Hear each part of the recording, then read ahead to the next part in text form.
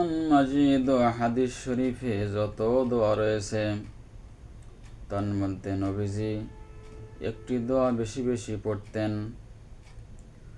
সহিহ বুখারী মুসলিম শরীফের হাদিসে আছে, হযরতে আনাস রাদিয়াল্লাহু আনহু হাদিসটি বর্ণনা করেছেন। তিনি বলেন, নবীজি সবচেয়ে এই দোয়াটি বেশি বেশি করতেন, এজন্য আমরাও দোয়াটি বেশি বেশি করব।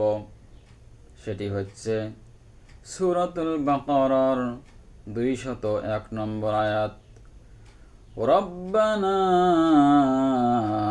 আতিনা ফিদ দুনিয়া হাসানাতাও ওয়া ফিল আখিরাতি হাসানাতাও ওয়া কিনা আযাবান নার।